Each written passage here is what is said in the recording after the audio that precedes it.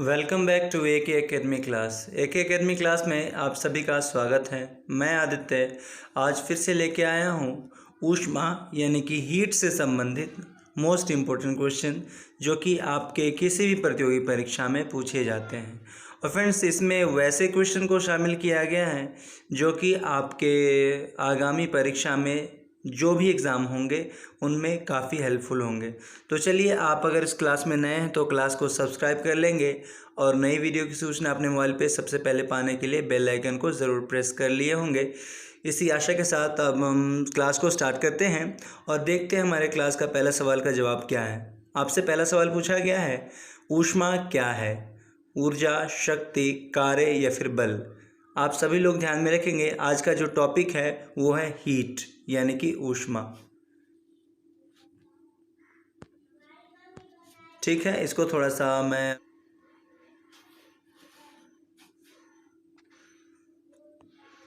तो चलिए अब स्टार्ट करते हैं। पहला सवाल आपसे पूछा गया है कि ऊष्मा क्या है? ऊर्जा, शक्ति, कार्य या फिर बल? जल्दी से बताएंगे। आपके पास 5 सेकंड का टाइम है। प्रत्येक क्वेश्चन पे आपको केवल 5 सेकंड ही मिलेंगे। ठीक है, ध्यान में रखेंगे, आपको प्रत्येक क्वेश्चन के लिए केवल 5 सेकंड का ही समय दिया जाएगा। तो इसका राइट आंसर है फ्रेंड्स ऊष्मा। ऊष्मा एक प्रकार की ऊर्जा होती है। ठीक है, ऊष्मा एक क्या होती है? ऊर्जा होती है। एक ऊर्जा होती है जो पदार्थ के गर्म या ठंडा होने की अनुभूति हमें कराती है। अनुभूति कराना मतलब फील कराना। ठीक है, चलते हैं अगले सवाल पे और देखते हैं अगला सवाल। फ्रेंड्स, आपको क्लास इंटरेस्टिंग लगे इस वजह से मैंने इस तरह का वीडियो क्रिएट किया है ताकि आप लोग इस क्लास को रोचक ढंग से पढ़ सकें और अपनी तैयारी बेहतर कर सकें। फ्रेंड्स, अगला सवाल है, करंट निम्नलिखित में से क्या है? करंट मतलब इलेक्ट्रिक यानी कि बिजली। क्या है? कार्य, बल, शक्ति या फिर ऊर्जा? जल्दी से बताएंगे। करंट क्या है? करंट को इंग्लिश में ऊर्जा कहते हैं। कहीं कहीं आप करंट भी देखते होंगे। ठीक है, तो जल्दी से बताइए, 5 सेकंड आपके पास है। करंट क्या है? निम्नलिखित में से क्या है करंट? ओके, तो यहाँ पे यह भी हमारा राइट आंसर क्या होगा? ऊर्जा होगा। ठीक है, आपको यहाँ पे ध्यान में रखना है, करंट या फिर ऐसी कोई भी चीज़ जो दिखती नहीं है लेकिन कुछ कर सकती है, वो क्या है? ऊर्जा है। ठीक है, ध्यान में रखेंगे। उसी प्रकार से यहाँ पे जो हमारा राइट आंसर होगा वो होगा ऑप्शन नंबर डी। ओके, चलते हैं अगले सवाल पे।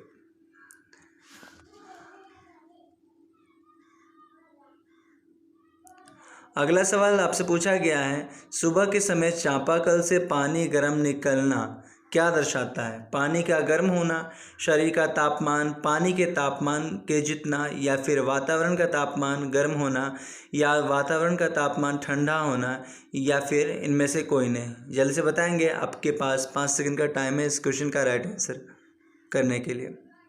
सुबह के समय चापाकल से पानी गर्म निकलना क्या दर्शाता है?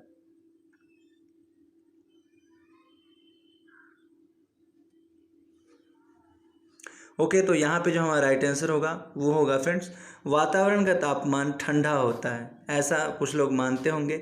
जिन भी लोगों ने ऐसा किया है वो गलत बात है। यहाँ पे ध्यान में रखना है, पानी गर्म नहीं होता, आप ठंडे हो जाते हैं। यानी कि शरीर का तापमान पानी के तापमान के जितना नहीं, तापमान से अधिक होता है। यानी कि वातावरण का तापमान गर्म होता है, गलत। यहाँ पे वातावरण का तापमान ठंडा होता है, सही है। इसी वातावरण के तापमान पे आप डिपेंड करते हैं। यानी कि जो वातावरण का तापमान होगा वही तापमान आपके शरीर का होता है, जिस वजह से आप क्या होता है, आपका शरीर ठंडा रहता है जबकि पानी गर्म रहता है। तो यहाँ पे ध्यान में रखेंगे, यहाँ पे इस तरह से भी ऑप्शन होता कि पानी गर्म नहीं होता, आप ठंडे हो जाते हैं। ठीक है, और ठंडे कैसे होंगे? वातावरण का तापमान जैसा होगा आपके शरीर का तापमान भी उसी प्रकार से होगा। तो यहाँ पे वातावरण का तापमान ठंडा हो जाता है। ठीक है, ध्यान में रखेंगे, यानी ऑप्शन नंबर सी। चलते हैं अगले सवाल पे और देखते हैं हमारे क्लास का अगला सवाल। फ्रेंड्स, अगर आप इस क्लास में नए हैं तो क्लास को सब्सक्राइब कर लेंगे और नए वीडियो की सूचना अपने मोबाइल पे सबसे पहले पाने के लिए बेल आइकन को ज़रूर प्रेस कर लेंगे। चलिए देखते हैं अगला सवाल। और अगला सवाल है, तापमान मापने के लिए किसका उपयोग किया जाता है? थर्मामीटर, बैरोमीटर, स्फेग्नोमैनोमीटर या फिर कैलोरीमीटर? जल्दी से बताएंगे इसका राइट आंसर क्या है। 5 सेकंड है आपके पास। ताप मापने के लिए किसका उपयोग किया जाता है? ओके, तो यहाँ पे ध्यान में देखेंगे फ्रेंड्स, तापमान मापने के लिए थर्मामीटर का उपयोग किया जाता है, यानी कि option number A is the right answer. ध्यान में रखेंगे, तापमान मापने के लिए किसका उपयोग किया जाता है? थर्मामीटर का उपयोग किया जाता है। और चलते हैं फिर अगले सवाल पे। अगला सवाल आपसे पूछा गया है, आपको बताना है कि ऊष्मा किस यंत्र से मापा जाता है? डेसीमीटर, देसी नहीं होगा, डेसी होगा, ठीक है, थोड़ा सा टाइपिंग मिस्टेक है, डेसीमीटर होगा, ठीक है, डेसीमीटर। ऑप्शन नंबर ए है डेसीमीटर, नैनोमीटर, कैलोरीमीटर या फिर यह सभी। जल्दी से बताएंगे ऊष्मा किस यंत्र से मापा जाता है? ओके, तो यहाँ पे 5 सेकंड पूरे हुए और जो हमारा राइट आंसर होगा वो होगा कैलोरीमीटर में ऊष्मा मापी जाती है, ठीक है, कैलोरीमीटर में ऊष्मा मापी जाती है, यानी कि ऑप्शन नंबर सी यहाँ पे राइट आंसर होगा। चलते हैं अगले सवाल पे, देखते हैं अगला सवाल फ्रेंड्स। और अगर आपको क्लास की वीडियो पसंद आती है तो क्लास को लाइक ज़रूर करेंगे और अपने ज़्यादा से ज़्यादा दोस्तों के बीच इस क्लास की वीडियो को शेयर करेंगे ताकि उनको भी इस वीडियो का लाभ मिल सके। अगला सवाल है, थर्मामीटर में कौन सा धातु द्रव भरा होता है? सोडियम, पोटेशियम, ब्रोमीन या फिर पारा? जल्दी से बताएंगे। ये क्वेश्चन का आंसर बहुत ही ईजी है, थोड़ा सा आप दिमाग लगाइए और इसका आंसर सही कर देंगे। थर्मामीटर में कौन सा धातु द्रव भरा होता है? ओके, तो 5 सेकेंड आपके पूरे हुए फ्रेंड्स। यहाँ पे जो हमारा राइट आंसर होगा, थर्मामीटर में कौन सा धातु द्रव भरा होता है, तो ये जो पारा है ना, पारा का सूत्र होता है Hg, मैंने आपको बताया भी है। तो पारा क्या है? धातु है जो कि द्रव अवस्था में पाया जाता है और यही पारा किस में भरा होता है? थर्मामीटर में भरा होता है। ओके, तो चलते हैं अगले सवाल पे फ्रेंड्स। अगला सवाल आपसे पूछा गया है, निम्न ताप मापने के लिए किस गैस थर्मामीटर का उपयोग किया जाता है? Iodine gas thermometer, helium gas thermometer, sorry यहाँ पे आयोडीन गैस थर्मामीटर। ये जो हमारा है फर्स्ट ऑप्शन, ये यहाँ से यहाँ तक है, ठीक है, first option iodine gas thermometer, second option helium gas thermometer, third option magnesium और गैस थर्मामीटर या फिर फोर्थ ऑप्शन पारा गैस थर्मामीटर। जल्दी से आंसर करेंगे, आपके पास 5 सेकंड का टाइम है, आपको बताना है निम्न ताप मापने के लिए किस गैस थर्मामीटर का उपयोग किया जाता है?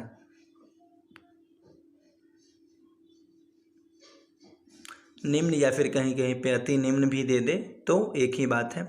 चलिए इसका राइट आंसर कीजिए कि इसका राइट आंसर क्या होगा। ओके, तो 5 सेकंड पूरे हुए और यहाँ पे जो हमारा राइट आंसर होगा हीलियम होगा फ्रेंड्स, हीलियम, यानी कि ऑप्शन नंबर बी हमारा राइट आंसर है।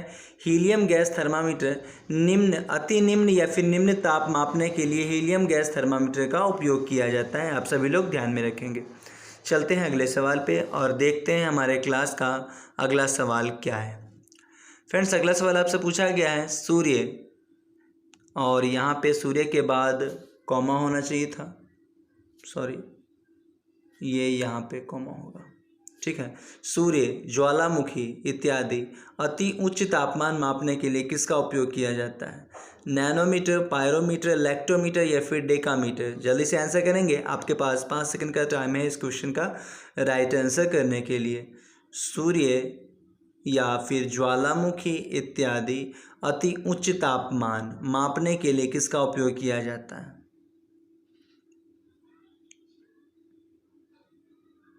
ओके, तो 5 सेकंड पूरे हुए और यहाँ पे हमारा राइट आंसर होगा पायरोमीटर होगा, ठीक है। पायरोमीटर का उपयोग किया जाता है सूर्य या फिर अति उच्च तापमान, यानी कि सबसे ज़्यादा तापमान मापने के लिए किसका उपयोग किया जाता है? तो पायरोमीटर का उपयोग किया जाता है। चलते हैं अगले सवाल पे और देखते हैं अगला सवाल क्या है हमारे क्लास का। फ्रेंड्स, अगला सवाल है, पदार्थ को बिना स्पर्श किए किस तापमान मापी से मापा जाता है? पायरोमीटर, बोलोमीटर, थर्मामीटर या फिर लैक्टोमीटर? जल्दी से आंसर करेंगे, आपके पास 5 सेकंड का टाइम है इस क्वेश्चन का राइट आंसर करने के लिए। पदार्थ को बिना स्पर्श किए, यानी कि बगैर उसे टच किए तापमान मापा जा सकता है। आप सोच सकते हैं कि ये कितना हाई टेक्नोलॉजी वाली बात हो गई। तापमान मापने के लिए आप लोगों ने देखा होगा कि डॉक्टर के द्वारा थर्मामीटर का उपयोग किया जाता है, ये तो सभी लोग जानते हैं। तो थर्मामीटर में क्या होता है, पारा द्रव भरा होता है, लेकिन वो क्या करते हैं, हम अपने शरीर में कहीं ना कहीं लगाते हैं और तब हमारे शरीर का टेम्परेचर बताता है। लेकिन ये क्या है, पदार्थ को बिना स्पर्श किए तापमान बताने वाला ऐसा कौन सा उपकरण है भाई?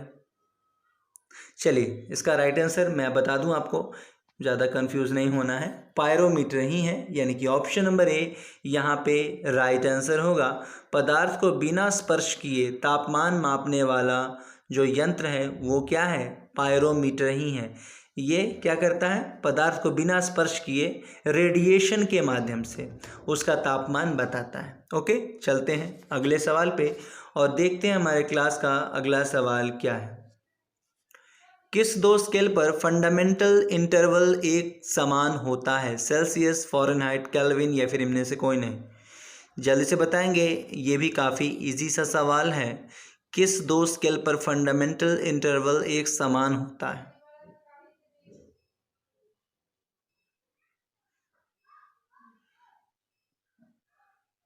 ओके, तो यहाँ पे जो हमारा राइट आंसर होगा वो होगा, जल्दी से बताइए, आपके पास 5 सेकंड हैं। चलिए मैं बता देता हूँ, सेल्सियस और केल्विन जो है, सेल्सियस और केल्विन यही हमारा राइट आंसर है, यानी कि ये एक ऑप्शन नंबर सी में होना चाहिए था, सेल्सियस और केल्विन। ये दो ऐसे स्केल हैं जिस पे फंडामेंटल इंटरवल क्या होते हैं, यानी कि ए एंड सी, यहाँ पे हमारा राइट आंसर होता है ए एंड सी। ठीक है, सेल्सियस और केल्विन का जो फंडामेंटल इंटरवल होता है वही क्या होता है, एक समान होता है, यानी कि 100 ही होता है। ओके, चलते हैं अगले सवाल पे और देखते हैं हमारे क्लास का अगला सवाल। फ्रेंड्स, क्लास का अगला सवाल आपसे पूछा गया, 1 डिग्री पर सबसे गर्म कौन है, सेल्सियस, फ़ारेनहाइट, केल्विन या फिर इनमें से कोई नहीं? जल्दी से बताएंगे, 1 डिग्री पर सबसे ज़्यादा गर्म कौन है?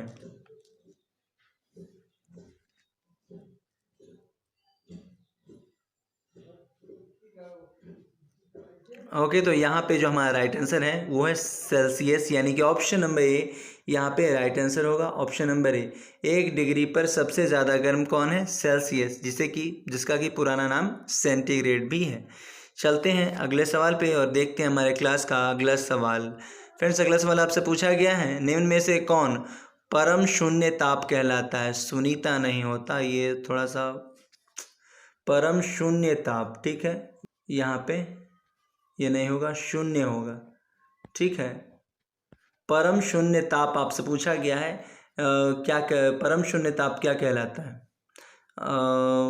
निम्नलिखित में से कौन कहलाता है, क्या नहीं, कौन कहलाता है? 0 डिग्री सेल्सियस, 0 केल्विन, 0 फ़ारेनहाइट या फिर इनमें से कोई नहीं? परम शून्य ताप, सबसे पहले आप लोग समझेंगे कि परम शून्य ताप किसे कहा जाता है। तो वैसा तापमान जो हम उत्पन्न नहीं कर सकते, जिसे हम जनरेट नहीं कर सकते, जिसे हम खुद से नहीं पैदा कर सकते, वही परम शून्य तापमान कहलाता है। और 0 केल्विन यहाँ पे हमारा राइट आंसर होगा, यानी कि ऑप्शन नंबर बी यहाँ पे राइट आंसर होगा। ठीक है, चलते हैं अगले सवाल पे और देखते हैं अगला सवाल क्या है। फ्रेंड्स, ये हीट से संबंधित है अध्याय जो मैं आपको पढ़ा रहा हूँ। हीट जो अध्याय है, यानी कि हीट जो चैप्टर है, ऊष्मा जो चैप्टर है, उससे संबंधित ये मोस्ट इम्पोर्टेंट क्वेश्चन है जो कि आपके किसी भी प्रतियोगी परीक्षा में पूछे जाएंगे। तो चलिए अगला सवाल है, डॉक्टरी थर्मामीटर किस पैमाने में होता है?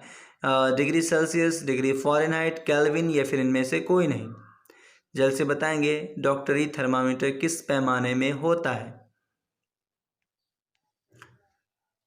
तो मुझे नहीं लगता कि इसमें ज़्यादा समय मैं दूंगा, क्योंकि ये सवाल पहले मैंने आपको करा भी रखा है बहुत बार और बताया भी है मैंने क्लास में। ठीक है, तो ऑफलाइन क्लास में। तो डिग्री सेल्सियस यहाँ पे, डिग्री फ़ारेनहाइट ध्यान में रखेंगे, यानी कि ऑप्शन नंबर बी यहाँ पे राइट आंसर होगा, ऑप्शन नंबर बी। चलते हैं, देखते हैं हमारे क्लास का अगला सवाल। अगला सवाल आपसे पूछा गया है, किस तापमान पर सेल्सियस और फ़ारेनहाइट का मान एक समान होता है? सेल्सियस और फ़ारेनहाइट का मान एक समान आपको बताना है किस तापमान पे होता है।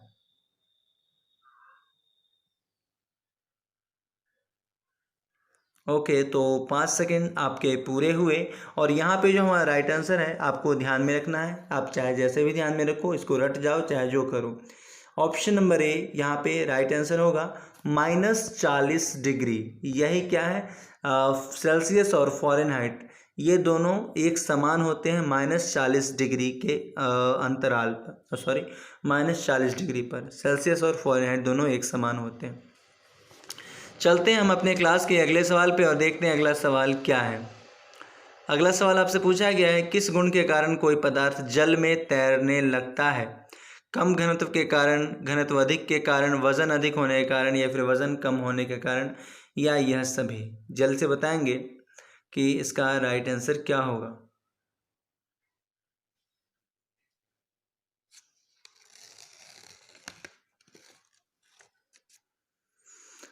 ओके, तो फ्रेंड्स यहाँ पे ध्यान में रखेंगे, यहाँ पे जो हमारा राइट आंसर होगा, किस गुण के कारण कोई पदार्थ जल में तैरने लगता है, तो घनत्व अधिक होने के कारण। ठीक है, यानी कि ऑप्शन नंबर बी यहाँ पे हमारा राइट आंसर होगा, ऑप्शन नंबर बी, घनत्व अधिक होने के कारण। जब भी कोई पदार्थ का घनत्व अधिक होगा, जब भी अधिक होगा तब मतलब क्या है, उसका घनत्व अधिक है तो वो पानी में क्या करेगा, तैरेगा। ठीक है, पर यहाँ पे ऐसा जिस भी लोगों ने सोचा है, मैं आपको बता दूं कि ये गलत है। मैं सोच रहा था कि कितने लोग ये आंसर करते हैं बी, लेकिन चलिए खैर, मैं हूँ यहाँ पे आप लोग को आंसर सही बताने के लिए। घनत्व अधिक नहीं, घनत्व कम के कारण तैरता है। अगर वो घनत्व कम होता तो वो डूब जाता, जैसे कि लोहे की कील पानी में डूब जाती है घनत्व अधिक के कारण। ठीक है, और बर्फ़ का जो टुकड़ा होता है, बर्फ़ का जो क्यूब होता है, उसका घनत्व कम होता है, जिस वजह से ही वो क्या करता है, तैरता है। यानी कि हमारा जो यहाँ पे राइट आंसर होगा वो कम घनत्व के कारण। ठीक है, घनत्व कम के कारण, यानी कि ऑप्शन नंबर ए यहाँ पे राइट आंसर है। चलते हैं अगले सवाल पे और देखते हैं हमारे क्लास का अगला सवाल। फ्रेंड्स, हमारे क्लास का अगला सवाल है, यदि तापमान 0 डिग्री सेल्सियस से 4 डिग्री सेल्सियस कर दिया जाए तो आयतन पर क्या प्रभाव पड़ेगा? यहाँ पे ये ग्राफ मैं आपको एक बता रहा हूँ, ग्राफ, सॉरी थोड़ा सा, ठीक है। यदि तापमान 4 डिग्री से 10 डिग्री सेल्सियस कर दिया जाए तो आयतन, यहाँ पे देखेंगे ये ग्राफ है। ठीक है, ये ग्राफ है, आपको ध्यान में रखना है। ये है वॉल्यूम यानी कि आयतन, और ये है टेम्परेचर। ठीक है, और यहाँ पे कहा गया है 0 डिग्री सी। ठीक, 4 डिग्री सेल्सियस से 10 डिग्री सेल्सियस। जब भी ये घनत्व का जो सॉरी आयतन का जो ग्राफ बनता है वो इस तरह से बनता है। ठीक है, सॉरी थोड़ा सा, एक मिनट इसे इरेज कर लें। आयतन का जो भी ग्राफ बनेगा वो इस तरह से बनेगा, ये। ठीक है, और आपसे पूछा गया है 4 डिग्री सेल्सियस से 10 डिग्री सेल्सियस, तो यहाँ पे आप देख रहे होंगे कि ये 4 डिग्री सेल्सियस अगर हमने माना, 4 डिग्री सेल्सियस, अब फिर 5 डिग्री सेल्सियस, फिर 6 डिग्री सेल्सियस, फिर 7, और इस तरह से 10, तो ये क्या हो रहा है, इसका आयतन क्या हो रहा है, बढ़ रहा है। ठीक है, तो आयतन बढ़ेगा, ध्यान में रखना है। 4 डिग्री सेल्सियस से 10 डिग्री सेल्सियस तापमान कर दिया जाए तो क्या होगा, इसका आयतन बढ़ेगा, यानी कि ऑप्शन नंबर बी यहाँ पे राइट आंसर है। चलते हैं अगले सवाल पे, देखते हैं अगला सवाल। फ्रेंड्स, आपको बताना है, यदि तापमान 2 डिग्री सेल्सियस से 8 डिग्री सेल्सियस कर दिया जाए तो आयतन क्या होगा? फिर से समझेंगे, ग्राफ बनाएंगे और इसको समझेंगे। ये हमारा ग्राफ है, ये देख लीजिए, ये 0 डिग्री सेल्सियस, और फिर यहाँ पे 4 डिग्री सेल्सियस कर लेते हैं। ये वॉल्यूम है यानी कि आयतन, और ये है टेम्परेचर। अब क्या कर रहा है, 2 डिग्री सेल्सियस से 8 डिग्री सेल्सियस, तो हम इसको ग्राफ यहाँ से बनाएंगे ऐसे, और ये 4 डिग्री सेल्सियस है, फिर इसके बाद फिर 3 होगा, फिर 2 होगा। ठीक है, तो क्या हो रहा है, घट रहा है कि बढ़ रहा है? आप देखिए कि आयतन बढ़ रहा है। ठीक है, जब भी आपसे पूछा जाए कि यदि तापमान 2 डिग्री सेल्सियस से 8 डिग्री सेल्सियस कर दिया जाए तो क्या होगा, पहले बढ़ेगा फिर यहाँ पे देख रहे हैं 2 डिग्री सेल्सियस से 8 डिग्री सेल्सियस। चलिए एक काम करते हैं, मैं ये सवाल आप लोगों पे छोड़ता हूँ कि आप लोग किस तरह से इसका आंसर करते हैं। ठीक है, 2 डिग्री सेल्सियस से 8 डिग्री सेल्सियस। चलिए कुछ लोग कहते हैं कमेंट में कि उनसे ये सवाल नहीं बन पाता है इस तरह का, तो मैं बता दूं कि पहले घटेगा फिर बढ़ेगा। ठीक है, पहले घटेगा फिर बढ़ेगा। किस तरह से आप देखेंगे यहाँ पे ग्राफ में, फिर से देखेंगे कैसे घट रहा है कैसे बढ़ रहा है। 0 डिग्री सेल्सियस ये है वॉल्यूम, ये है टेम्परेचर। ठीक है, तापमान क्या कह रहा है 2 डिग्री सेल्सियस से 8 डिग्री सेल्सियस। यहाँ पे बनाएंगे हम 2 डिग्री सेल्सियस से 8 डिग्री सेल्सियस। ये हमारे घनत्व, ये क्या कहते हैं आयतन का ग्राफ इसी तरह से बनता है। तो 2 डिग्री सेल्सियस यहाँ पे अगर हम 4 डिग्री मान लिए हैं, ये 4 डिग्री है, फिर ये 3 डिग्री हुआ, ये 2 डिग्री हुआ। ठीक है, अब 2 डिग्री से फिर 3 हुआ, 4 हुआ, 5 6 7 8। देख रहे हैं पहले घटा, ठीक है घट रहा है, और फिर आगे जाके बढ़ रहा है ना। तो पहले घटेगा फिर बढ़ेगा, यानी कि ऑप्शन नंबर सी यहाँ पे राइट आंसर है। ठीक है, चलते हैं अगले सवाल पे। और मुझे लगता है कि आप लोगों ने इस सवाल को समझ लिया होगा। समझ लिया है तो अच्छी बात है, वीडियो को लाइक कर देंगे और अपने ज़्यादा से ज़्यादा दोस्तों के बीच इस वीडियो को शेयर करेंगे। अगला सवाल है, यदि एक बर्तन में, और अगर नहीं समझे हैं तो कमेंट बॉक्स में इस क्वेश्चन के बारे में ज़रूर लिखेंगे कि सर ये नंबर क्वेश्चन मुझे समझ में नहीं आया। अगला सवाल है, यदि एक बर्तन में पानी पूरा भरा है और तापमान 4 डिग्री सेल्सियस से 3 डिग्री सेल्सियस कर दिया जाए तो आयतन पर क्या प्रभाव पड़ेगा। ठीक है, फिर से वही सवाल है, कुछ ज़्यादा है नहीं। ठीक है, 4 डिग्री सेल्सियस से 3 डिग्री सेल्सियस कर दिया जाता है तापमान तो आयतन। फिर से हम क्या करेंगे, फिर से ग्राफ बनाएंगे, बनाने के बाद क्या करेंगे हम, देखिए ये है 0 डिग्री सेल्सियस, ये टेम्परेचर और ये है वॉल्यूम। ठीक है, तापमान 4 डिग्री सेल्सियस, जब भी आयतन की बात करेगा, वॉल्यूम की बात करेगा, तो ग्राफ किस तरह से, इस तरह से बनाएंगे। ठीक है, क्या पूछ रहा है 4 डिग्री सेल्सियस से 3 डिग्री सेल्सियस। अगर हम 4 डिग्री सेल्सियस किए और फिर यहाँ पे 4 से फिर 3 डिग्री सेल्सियस किए तो क्या हो रहा है, आयतन पर क्या प्रभाव पड़ेगा, बढ़ेगा। ठीक है, आयतन बढ़ेगा, यानी कि ऑप्शन नंबर ये जो ए है यही हमारा राइट आंसर है, आयतन बढ़ेगा। देखिए यहाँ पे 4 डिग्री सेल्सियस पे ये ऊंचाई कम है ना, ये जो आप ऊंचाई देख रहे हैं और ये आगे जाके ऊंचाई बढ़ रही है, लकीर की ऊंचाई, तो जो ऊंचाई बढ़ रही है इसका मतलब क्या हो रहा है, आयतन बढ़ रहा है। ठीक है, यानी कि ऑप्शन नंबर ए यहाँ पे राइट आंसर होगा, आयतन बढ़ेगा। अगले सवाल पे चलते हैं और देखते हैं हमारे क्लास का अगला सवाल। और अगला सवाल है, यदि समुद्र में तैरने वाले सभी ग्लेशियर पिघल जाएं तो स्थल खंड का क्षेत्रफल क्या होगा, घट जाएगा, बढ़ जाएगा, अपरिवर्तित रहेगा, या फिर कुछ कहा नहीं जा सकता। जल्दी से आंसर करेंगे, आपके पास 5 सेकंड का टाइम है। यदि समुद्र में तैरने वाले ग्लेशियर यानी बर्फ़ के जो बड़े बड़े जो भाग होते हैं अगर वो पिघल जाए तो स्थल खंड पर क्या प्रभाव पड़ेगा, यानी कि भूमि पे क्या प्रभाव पड़ेगा, वो कम जाएगा या बढ़ जाएगा, ये आपको बताना है। और ये क्वेश्चन बहुत ही ज़्यादा डीप में है, ये एसआई वगैरह में इस तरह के क्वेश्चन आते हैं, बिहार एसआई, यूपी एसआई या झारखंड एसआई, ऐसा जो भी एग्ज़ाम है हायर एग्ज़ाम, उसमें इस तरह के सवाल पूछे जाते हैं। तो देखते हैं इसका राइट आंसर क्या होगा। समुद्र में तैरने वाले सभी ग्लेशियर आपसे पूछा गया है, यदि पिघल जाए तो स्थल खंड पर क्या प्रभाव पड़ेगा, तो ये अपरिवर्तित रहेगा, यानी कि ऑप्शन नंबर सी यहाँ पे ध्यान में रखेंगे।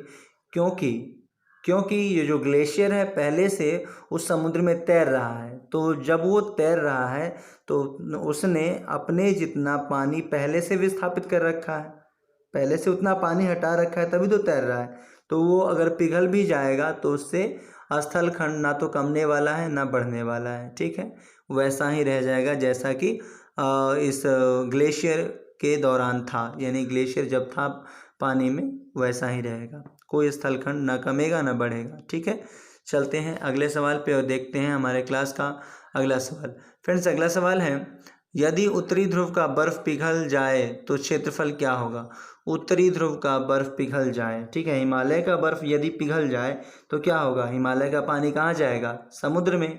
और समुद्र में अगर पानी जाएगा तो समुद्र के किनारे जितने भी ये होंगे स्थलखंड होंगे उस पे पानी और विस्तृत हो जाएगा। यानी कि इसका आंसर क्या होगा फ्रेंड्स, यहाँ पे इसका आंसर होगा क्षेत्रफल घट जाएगा। यानी कि ऑप्शन नंबर ए जो है यहाँ पे घट जाएगा, यही हमारा राइट आंसर है।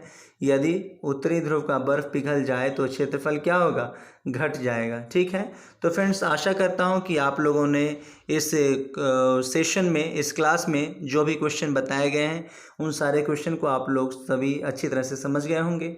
और अगर अच्छी तरह से समझ में आया है तो क्लास को लाइक कर देंगे, सब्सक्राइब कर लेंगे और नई वीडियो की सूचना अपने मोबाइल पे सबसे पहले पाने के लिए बेल आइकन को ज़रूर प्रेस कर लेंगे। तो फ्रेंड्स मिलते हैं इसी तरह के इंटरेस्टिंग GK GS क्वेश्चन के साथ नेक्स्ट वीडियो में। तब तक के लिए जय हिंद।